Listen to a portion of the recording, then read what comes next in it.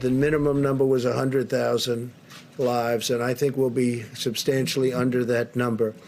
Hard to believe that if you had 60,000, you can never be happy, but that's a lot fewer than we were originally told and thinking. So they said between 100 and 220,000 lives on the minimum side, and then up to 2.2 million lives if we didn't do anything. They had minimum numbers of 100,000, and I think we're going to beat that. 100,000 deaths, can you believe that? That was a minimum.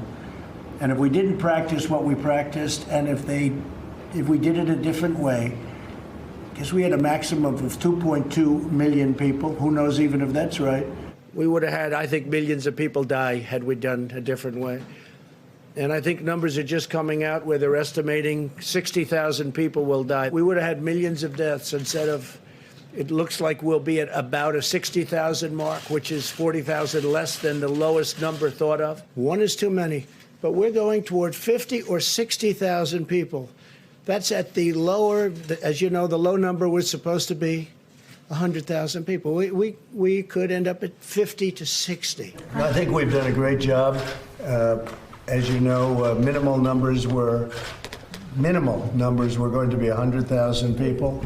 Minimal numbers were going to be 100,000 people, and we're going to be hopefully far below that. That's one of the, if you call losing 80 or 90,000 people successful, but it's one of the reasons that we're not at that high end of the plane as opposed to the low end of the plane. That number has changed, Mr. President. You said 50, it's going up. 60, now it's going up. 70, I used to say 65,000, and now I'm saying 80 or 90, and it goes up, and it goes up rapidly. But it's still going to be, no matter how you look at it, at the very lower end of the plane if we did the shutdown. It is Thursday, May 28th, and the United States has now surpassed 100,000 deaths from coronavirus.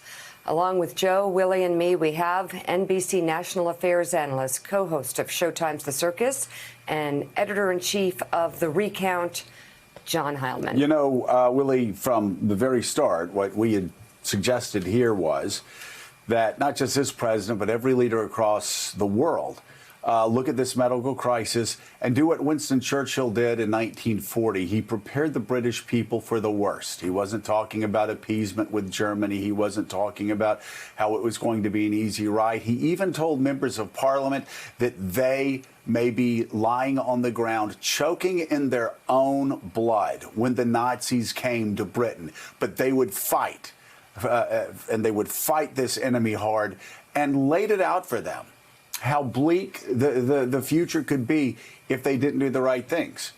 That's what leaders do.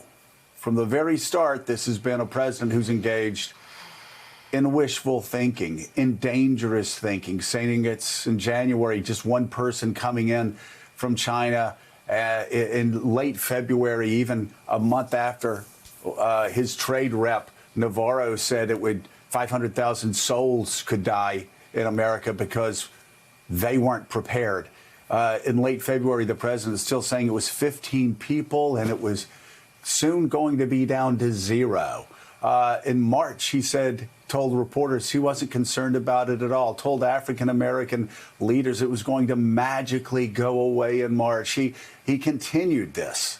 And then when actually the truth hit him in the face, then he started saying, oh, it's only going to be 50,000. It's only going to be 60,000. We're lucky it's only. Well, here we are at 100,000. And despite the fact the president is now saying that this will not come back in the fall, every medical expert that has studied this says, yes, it is going to come back in the fall. And a Washington Post article this morning says it may be with us for years. We have to learn how to live with this. Yeah, Americans never got that Churchillian speech from President Trump giving hard truths about what this was going to look like. And as we think this morning about 100,000 deaths, think just 3 months back in late February, we were all still in our offices. Our kids were all still in schools. Gosh. Bars and restaurants still were open. We had no sense, we Americans, really, how bad this could get.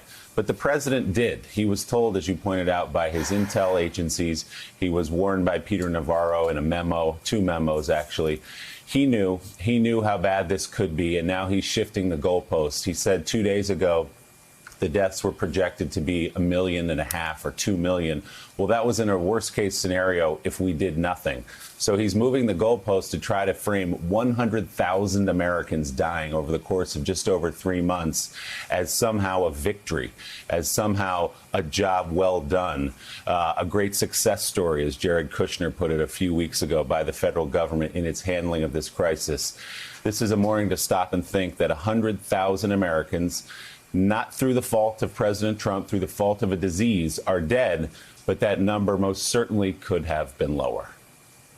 Well, Willie, as you pointed out, the United States went from 1 death to 100,000 in just a few months' time, with what USA Today called the fastest killer in U.S. history. While the pace of deaths has slowed, the United States leads the world by far, more than double the number of deaths in the UK, which is ranked number 2. President Trump did not take questions from reporters in the hours after the milestone. But the White House did release a statement through a deputy press secretary saying the president's prayers are with those who are grieving. As the Washington Post notes, President Trump has spent his life enthralled to numbers, his wealth, his ratings, his polls.